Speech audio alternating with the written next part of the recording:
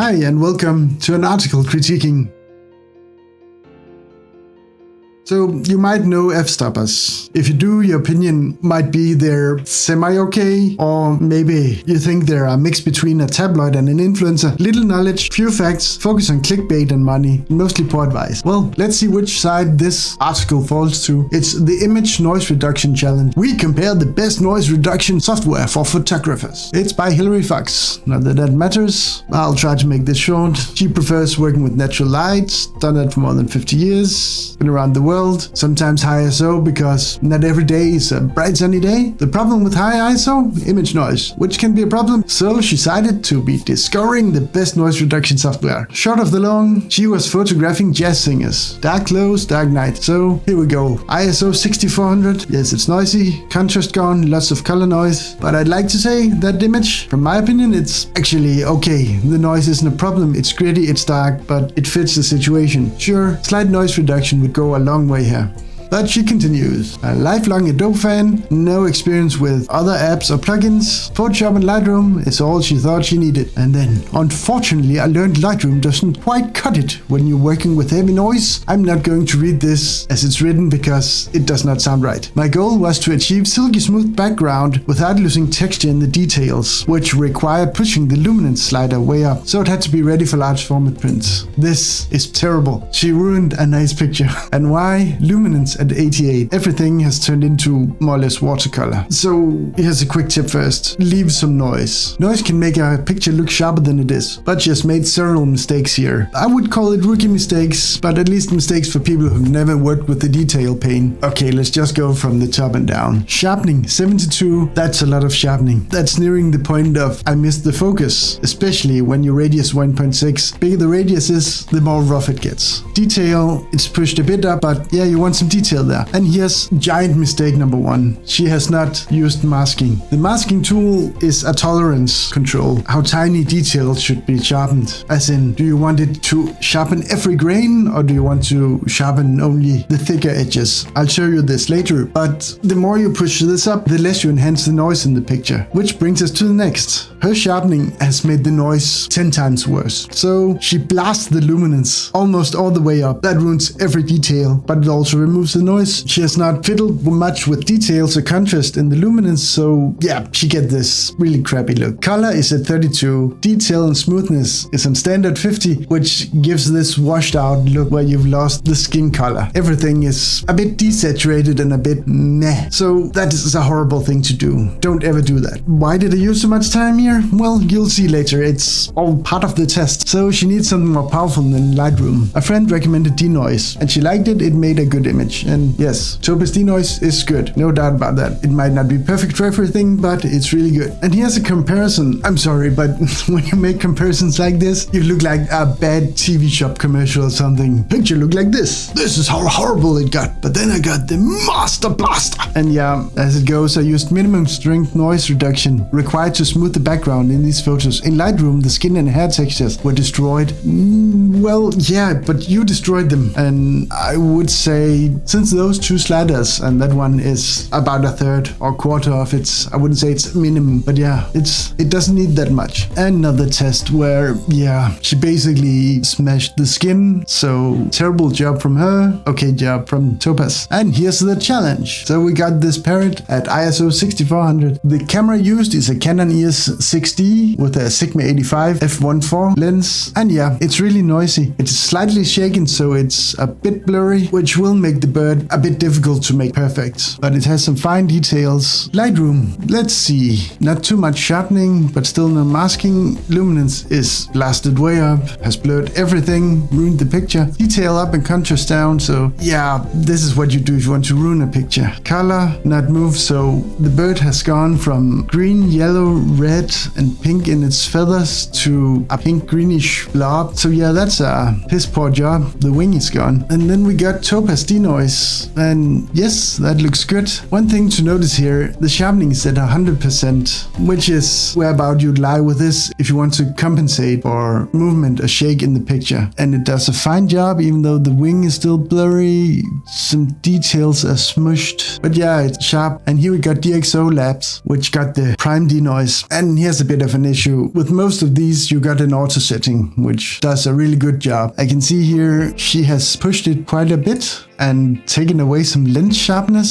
So let's see what we got here. Yeah, pretty bad settings she's chosen. Background isn't really cleaned up. That's really just messing up a picture for no reason. So yeah, but the results here, okay, feathers are fine. You can still see a little in the wings and the colors are pretty good. Neat image, I don't know it, haven't tried it, but I can see once again, she just jams the luminance and the chrominance way up. This really just looks like when you're trying to destroy something. And wait, guess what? It's destroyed. It's weirdly sharpened, weirdly blurry. Yeah, and here we got Define 2 from the Nick collection. And what do we do here? Define has per default auto check where it makes an automatic noise profile. I can't see if she has chosen manual, but you can add your own boxes to help. And then the luminance or contrast and the chrominance or color noise is measured in percent. It makes its calculations, put it at 100%. And then you can feel free to add or subtract what you need. But normally it hits pretty good with its guess. But here we do the same thing. Jam it to 200%, both of them. And as far as I can see, hasn't pushed the more button. So she got the possibility of edge preservation. And what do you say here?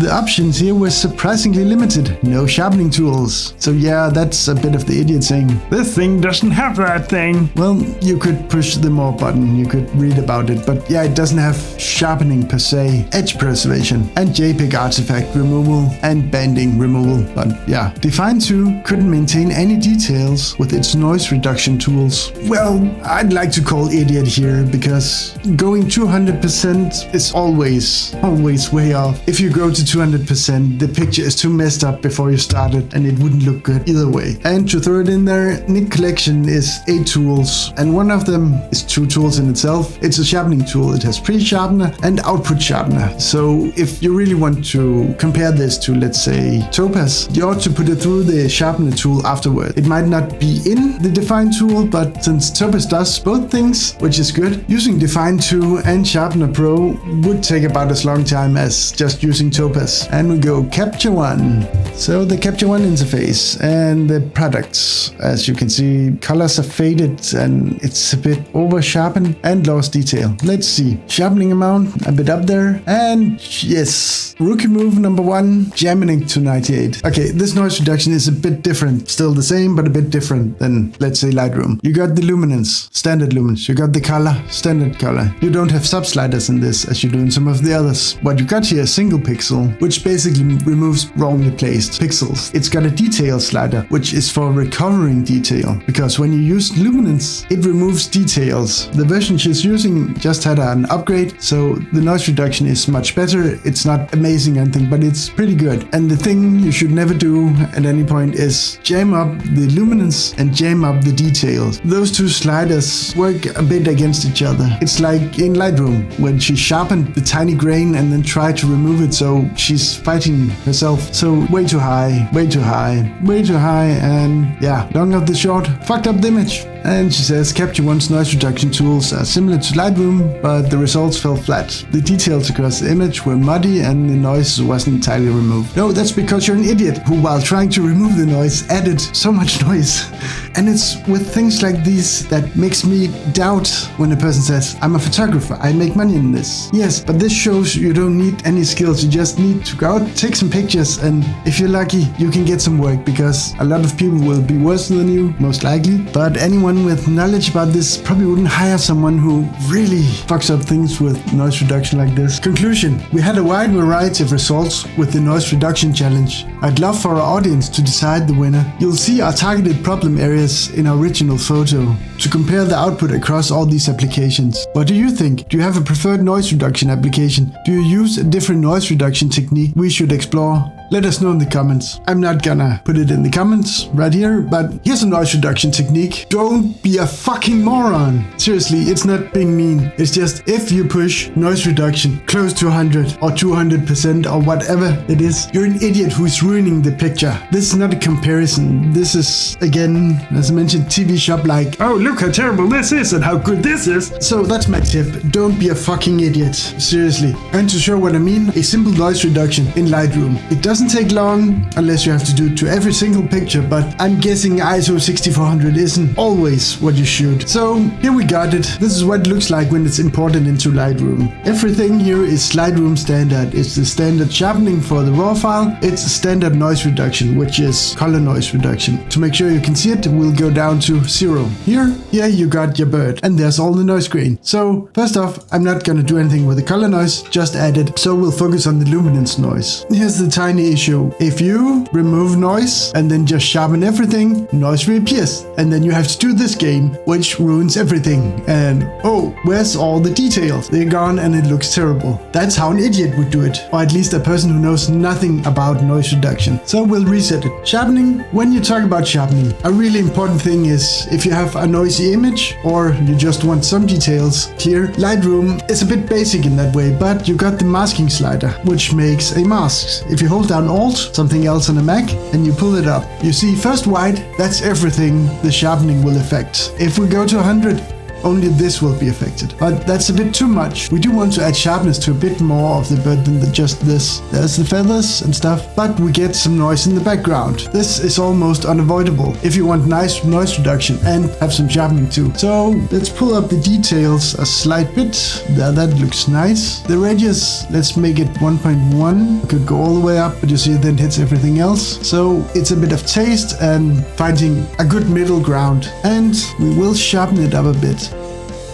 Around here, this looks nice. Before, after, after. It does seem a little bit over sharpened at first, but that will change. Now we go to noise reduction. Luminance, not this, never do this. If it's bad, you could always try to start out at 50, but that already seems like way too much. We just turned up until the noise is pretty much gone. As you see here, the noise is not completely gone right now, but a very important thing is noise gives perceivable sharpness. That means if you have a picture and it might not be 100% in focus, but if you add noise later, some grain and noise, it can look way sharper without making it look over sharpened. Because the thing about sharpening is it's contrast and it's edge contrast, which is why if you pull it all the way up, you'd start to see weird things and weird edges. But the thing you can do to counteract some of the ruined details by the luminance noise reduction is the detail. See, if we push it all the way up, a bit more noise comes out, but a bit more detail too. So if we put this around 70 here, and we got contrast, you can see it in the feathers where the colors change. If we push it to 30, we got a pretty decent amount of contrast sharpening. And now for the colors. They're washed out. 25 might be an okay color noise reduction, but if we take the detail, we can bring out more details in the colors. If we take smoothness up, things get a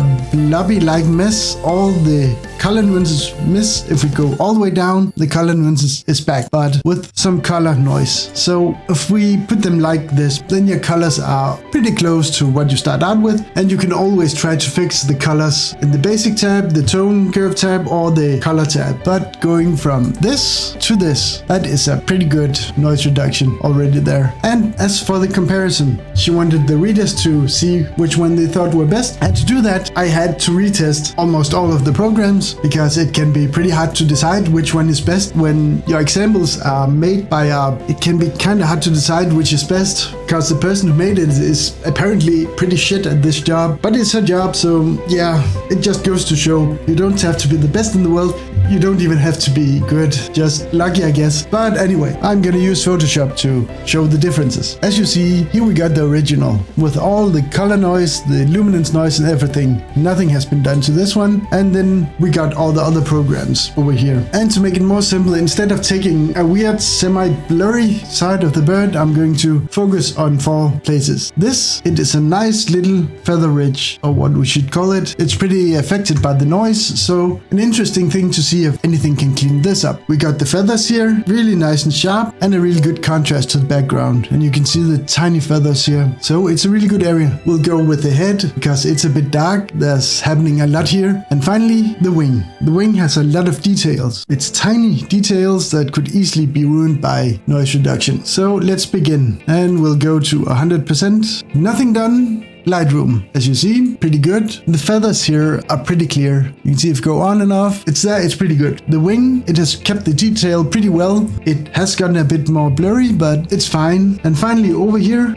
this part of the feather has gotten a lot clearer and hasn't gotten blurred out with the noise reduction. So let's have Lightroom here. Now we focus up here again. We'll go with Capture One again. As you see, the noise is much more controlled. There's a slight color difference in some of them, depending on the raw engine that reads the file. I have only added noise reduction to all of them, nothing else unless specified. So if we look down here at these feathers, Capture One has done a much better noise cleanup, but the feathers, well, they're sharper, but it's lost some of the detail. But other places it has lost some of the fuzz and has gotten more detailed. And if we look at the wing, it's less blurry than with Lightroom. And here we got Define. If we look up here, it does a pretty good job. It hasn't blurred all the way. If you look at the wing, it has turned a bit blurrier. The feathers down here hasn't lost detail, so that's pretty good. In the neck collection where you get Define, you also get 7 other tools. One of them is Sharpener Pro, and before we compare to Topaz, I think it's only fair to try and add the sharpening to see how much it improves. Here's Define 2, and yes, it's going to be a bit over sharpened, but it's to prove a point. So if we look at the ridge first, fine details, the wing, just a bit noisy. The feathers down here, it has brought even the tiny details here in it, so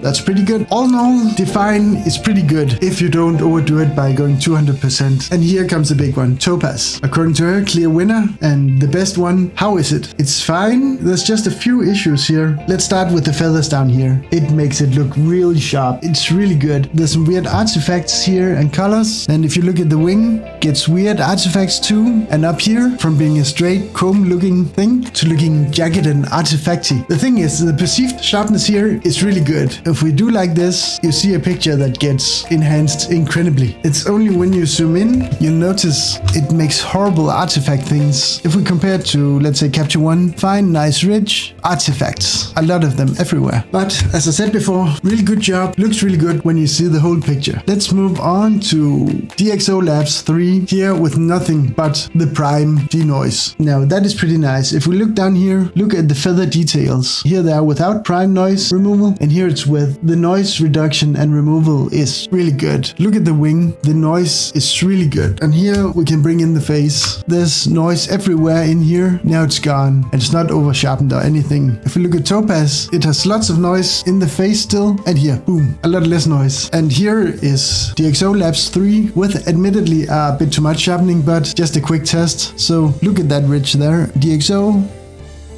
Topaz, DxO, Topaz. Look at the face of the bird, DxO, Topaz.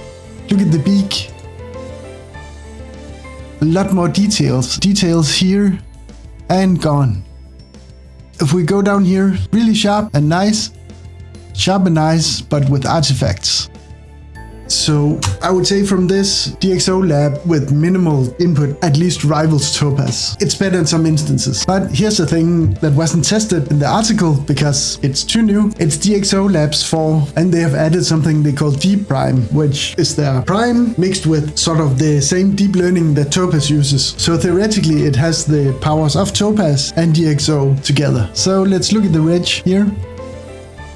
And this is with nothing else added, only the Deep Prime. Look at that. Let's go to 200. Deep Prime, Topaz. I know this is pixel peeping, but that's fine. That's filled with artifacts. The wing, clear, artifacts. How is this? Topaz, Deep Prime. Here it's just wiggly, squiggly, artifacty things. And here you can almost see the hairs. Let's take the face. A lot of noise, a lot of details gone. A bit over sharpened with Topaz. Weird color artifacts at the end. And Deep Prime. Unified colors, noise is gone.